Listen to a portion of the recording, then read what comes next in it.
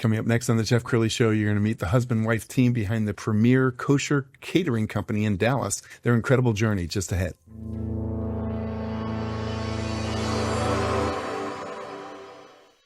Many are predicting that the worst is yet to come, which is unfortunate, said one person here. Until now, they've enjoyed the reputation of being the nation's icebox. Watched a burglar in his home this morning by webcam. As a journalist of over 25 years, stories are what make my world turn. Reporting live from the Dallas newsroom tonight, Jeff Crilley, Fox 4 News. But in 2008, I took the jump from my familiar life and started a PR firm from my home. We're talking about anyone with a camcorder like the one I'm using becomes a television network. We started slowly growing the company, and we now have over 100 clients, and we've branched into the world of live digital broadcasting. I now own 8 different TV studios and have a huge team, and the stories that I now get to share are sometimes the most important of my life. Life has a funny way of coming around full circle. This is the Jeff Crilley Show. Well, I didn't realize this, but the Jewish community in Dallas-Fort Worth is some 60,000 people strong, and many of them are requesting kosher meals. And so that's why I brought in this husband and wife team, Howard and Miriam Goldfeder. They're in the studio, and they run Gourmet Palate. Thanks for coming on the show, guys. Thanks for having us. Thanks for having us. All right, let's go back to the early days, because this company now is 15 years old. And Howard, how did it start? It really started when I was 15 as a summer job dishwashing, and really been in this business since then. Done other things off and on, but it always came back to food. My wife describes it as my love language. It's giving to people, and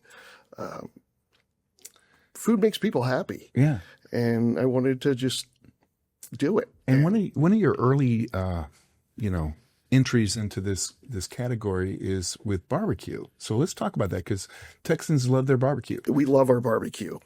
They will travel hours for good barbecue. And growing up in the kosher world, Texas barbecue was something very unfamiliar with our entire culture. Everybody thought barbecue was a steak or hamburgers and hot dogs. And I was walking through Lowe's and saw one of these little smoke boxes, and I'm like, all right, let me give this a shot. And we started with that. I started, experimenting, went through massive amount of meat, just that worked, didn't work. Eventually, my son and I, one summer, we built a smoker, kind of like you can't be a Jedi without building your own lightsaber. Mm-hmm. And it slowly grew, and I bought my first big pit out of a company in East Texas. And we started cooking kosher barbecue and learned and got better and better.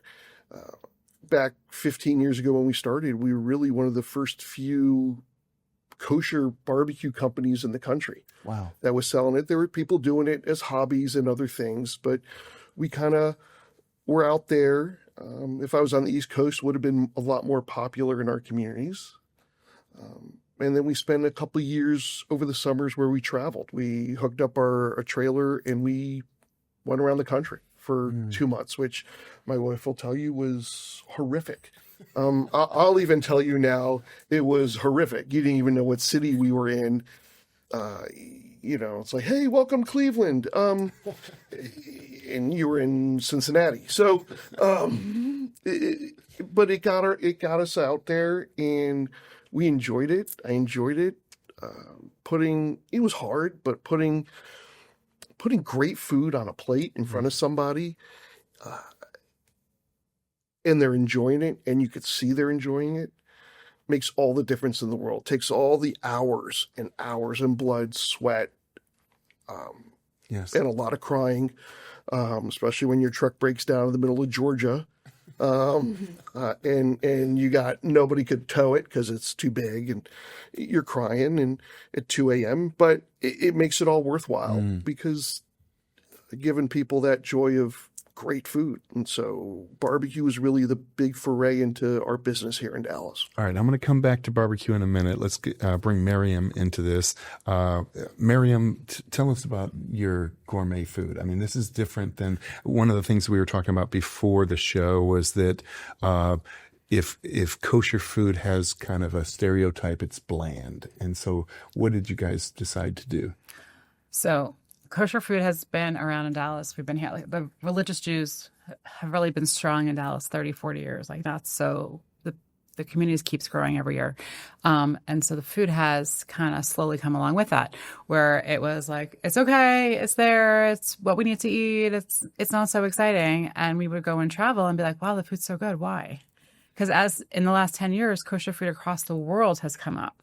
And so when we were looking at restructuring the business, we're like, we have to bring this to a new level. And we met up with Jeffrey Collinger, and he came in, and he's a top tier non-kosher food. He happens to be Jewish also, but non-kosher food caterer. And the presentation and the delivery and you eat with your eyes. So when you eat with your eyes and something looks delicious, you're going to, oh, wow, even it tastes good too. You walk away, go like, wow, I just walked out of a meal. And I'm like, I walked out of an event and I don't want to go find another place to eat, which isn't open anyways. So it's always like been the struggle. Kosher food traditionally, just like any culture, Texas is into cows because this is where the clearinghouse for cattle was in the country, and Kansas City was hog, and so they do hog barbecue. So, and the South had their culture. So the Jewish culture really came out of Eastern Europe in the 1800s, 1900s, and cheap meat, the cheapest meats were briskets and other things, and so they would just cook brisket, and they had potatoes, and that was kind of the herring, and that was the flavors of the and people were okay with that. And today, we want more. I want to pull up your website because some of the images on your website are just delicious. Let's go ahead and scroll down the website. Why don't you narrate for us? What are we watching? So this is a pastor d'oeuvre that we had. It's on a crostini. It's the spinali, which is the outer flank of the ribeye that's cut really thin and cooked mid-rare with some aioli on it. Just a great one bite. You saw there was a falafel ball, a spicy falafel ball. We've done some events with carved Wagyu steak. That same event, there was this Asian station, just elevating that food.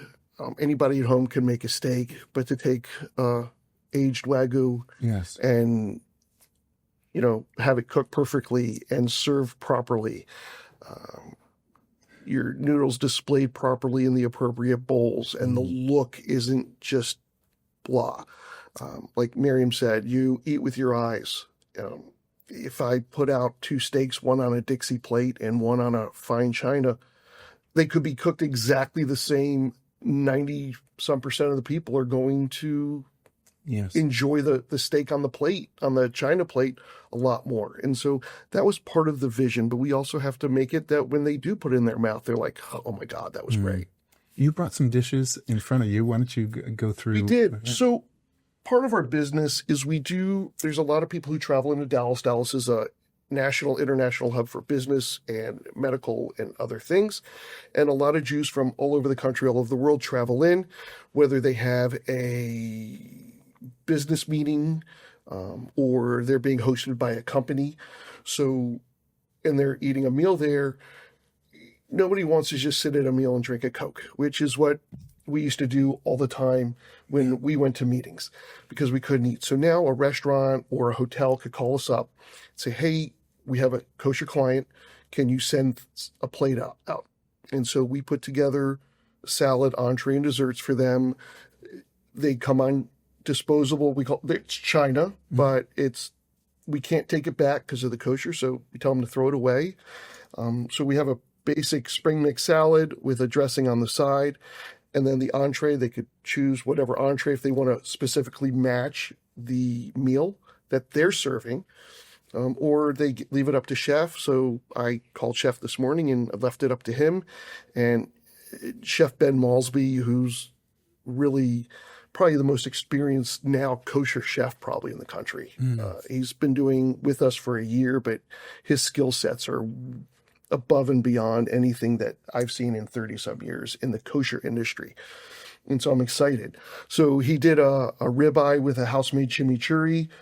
mashed potatoes and French roasted carrots. And then dessert is a pecan pie with a raspberry coulis.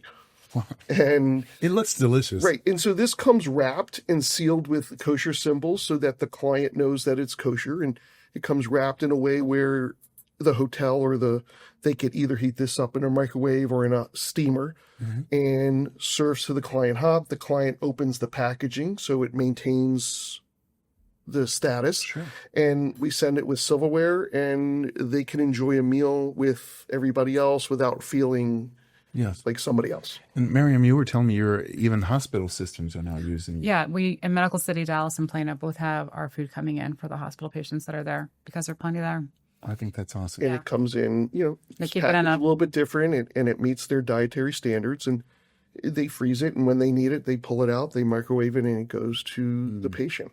We're going to show the gallery page of your Facebook social media channel, and these images are beautiful. Did you get a food artist to take these pictures? No. They're just gorgeous. Some, yeah, but some is just their food. Some is just our food. Different events. There's some brisket. We were doing on the left-hand side there. There's some prime rib that we're slicing at an event.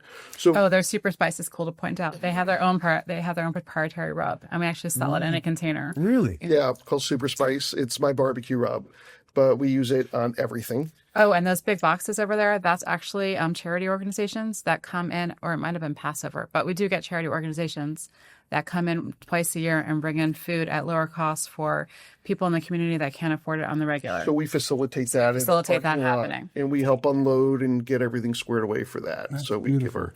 Yeah. And I want to brag about your family. We've got some pictures of your beautiful family. Let's go ahead and put this up on the screen. Okay, tell us who we're looking at. Can I do it? Yeah, go ahead. Yeah, because you're going to be nicer, probably. On the left, we have our daughter and son-in-law. They just got married 2 years ago. And then the little one in the middle was our boy, our baby, and he just had his bar mitzvah in this picture. So that was super exciting. And the last one is our middle son, who's doing has all grown up and working in Chicago. He's working in Chicago. He actually started our barbecues Moe's, and he started with me when I started. He helping me out when he was 10, 11 years old. Wow. Working and cutting and doing. And so the barbecue Moe's is named after Shlomo. And I mean, is the dream that this is a legacy company that you pass on to? No, it really isn't. This is hard work. Doing what we do, and anybody in the food industry will tell you that it's super rewarding, but it's really, really hard. It's hard on the body. It's hard on the family. And thank God my wife and I have really come to an understanding about how we're going to do it, how many hours I'm going to put in, and enough to grow and maintain. But there comes a point where family's first, and our entire company, all our staff know that if they have to deal with family, they go deal with that. And because if I need to deal with my family, I should be able to do that. And this industry is hard, and there's easier ways to make a dollar. Well, and talk about how complicated, when you're doing a larger event, people think, okay, catering, that's easy. No, it's timed. Everything has to be served at the right temperature. Talk about the complications of a catered event. His biggest complaint is coming home and that speaker took too long and the food sat in the warmer too long and it died, Yeah.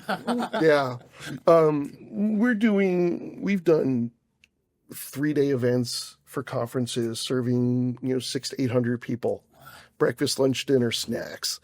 The logistics involved are just beyond, and planning for those start 3, 4, 5 months in advance. Wow. Especially in the kosher, where sometimes product coming in, it's not readily available. I just can't call a local purveyor for meats or chickens and things like that. I have to pre-order them in advance. We're doing an event next month, 1,300 people, and it's plated, and it all has to go out. The salads are preset, but the entree has a finite window where it has to go out, and we don't like holding them in hot boxes. Once they're plated, we like to plate and get it out so that the client the guest has the best experience they can. And so just the staffing required is massive, and the equipment and logistics is. And what does it feel like when everything works perfectly and everybody's happy? God, I could use a beer. It's great. The feeling of accomplishing, and people are happy and they enjoyed it, and it's because of the work that you put in. It's indescribable. It's a high. Usually after an event like that, you come home and you come home at 1 a.m. It's still 2 to 3 hours till you kind of come down from that adrenaline, that high that you're going through, because it's an awesome feeling. Well, before the show, Howard, I asked you the secret, and you said love. So everything you guys are preparing is really, you're thinking about how this is going to show up in front of them and the reaction on their face when they taste it. We love food. We travel and we go to kosher restaurants all over the country, and we try different things. We enjoy it. We enjoy talking about it and trying different things, and we want to be able to give that to our community. It's like, it's not just brisket anymore. Let's expand out and let's try some different things. You'll grow to love it. We had somebody who refused to eat carpaccio, which is it's a raw beef, and he refused. And I made him close his eyes. I put it all together on the crostini, and he's like, "Oh wow, that was great." Wow. You just gotta take the opportunity to try different things and try new things. And between Jeffrey Collinger helping us out and our chef Ben, we're able to put those things on a plate and push the envelope in kosher food and go above and beyond what most people in our communities have seen before, which is exciting. So Miriam, let me go back to you. When we think about these special events in people's lives and weddings and anniversaries and bat mitzvahs, food is central. Food is central to everything. So you used when I have an event, I want to call a caterer, have it catered, be done, and know that everything's going to taste delicious. That's my goal. And not have to worry about it, right? I have to worry about it to a point, and then we're done. So what the catering company has been able to do is do that for people. Everything's done, taken care of. I can relax with my family the afternoon before the event and just move on, which is really a nice thing to do. And so when you're planning a large, 100,000 people, 1,000 people event versus your 25 people Friday night dinner for on the weekly or for a simcha or an event, whatever it is, you want to know it's taken care of, it's going to taste good, it's going to look good, the presentation's going to be there, and everything's going to come together. Like most cultures, everything revolves around a lot of things revolve around food. The joke was, as Jews, they tried to kill us, we won, so we're going to eat. On Shabbos, on the weekly Sabbath, we host in our home. We have an 18-foot dining room table that's filled many weeks, and Miriam takes a lot of care and love in putting in fresh challahs every week and cooking and doing the things for that, and the holidays and things, and a lot revolves around food, and people shouldn't have to worry about it, and they should say, you know what, I'm not going to worry about it. I'm going to pass it off to Gourmet Palate. And they're going to come in with amazing food, professional staff, great displays. It looks good. It tastes good. And then at the end of the event, I don't have to worry about it because it's all gone. They clean up, we take everything away, and you could really focus on your guests. Yes. I've seen that so many times that the host never gets to enjoy the party. No, and that's not what the party's about. If you're having a lot of people over for anything, you want to be able to sit down and relax. So that's beautiful.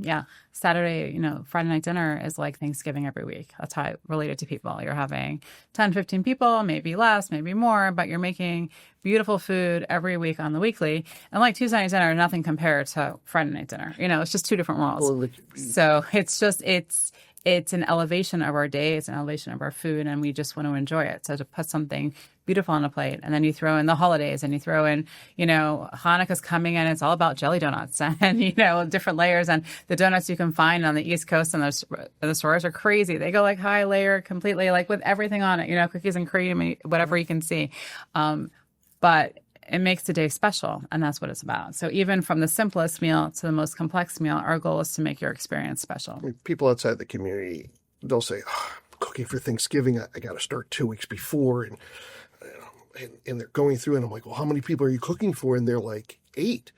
And I'm like, and not even being a caterer, just being in the Orthodox community, Jewish community, it's like, It's an that's easy Tuesday week. night dinner. I don't understand what takes, what's the big deal? Because we do it all the time. We're hosting people, we're large meals, and a lot of people have large families. So eight for a Thanksgiving meal is like, Beautiful. please. Well, I promised early in the program that we'd come back to barbecue. So is the secret low and slow? Okay, what is the secret to great barbecue? It's love. It's passion. No, the secret is keeping the windows closed.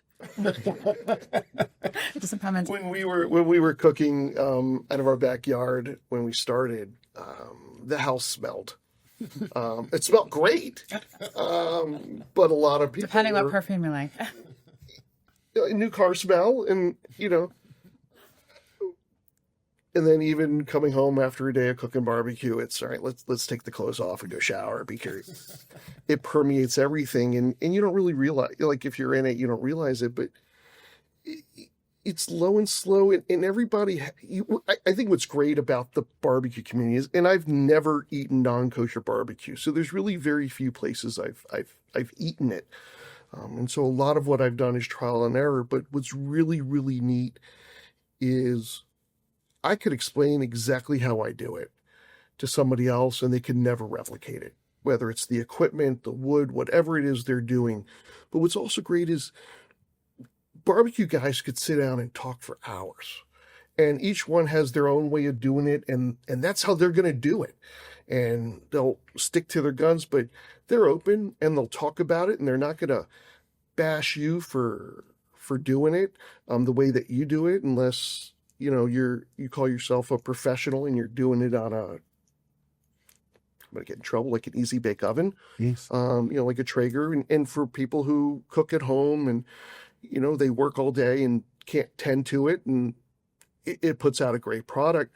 But if you're a professional, I'm very into the roots. We're gonna use wood, we're gonna use the logs, and we're gonna low and slow it. And people are like, "Well, what's the time and temperature on this brisket?" I'm like, "I'll let you know when it's done." Like, how long is it gonna take? I'll let you know, because there's a lot of factors in knowing it, and it's a feeling. And also, sitting, watching it smoke for 12 hours, drinking. There's no really downside to that.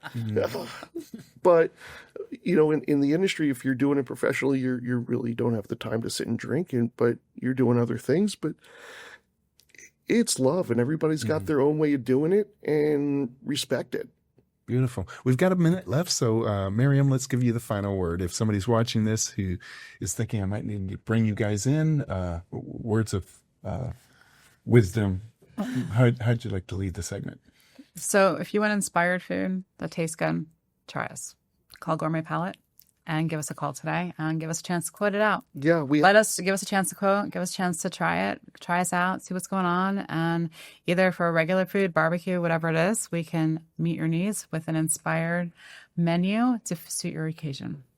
Howard, do you want to add something? Yeah, our staff is phenomenal. I have a guy who's been with me for a bunch of years, who's been in the industry a long time, Don, and he works great with the clients and making sure that everything that they need is taken care of, and what they're looking for, and guides them on the path of what they're trying to do. I had one last thought. We always think of kosher as restrictive.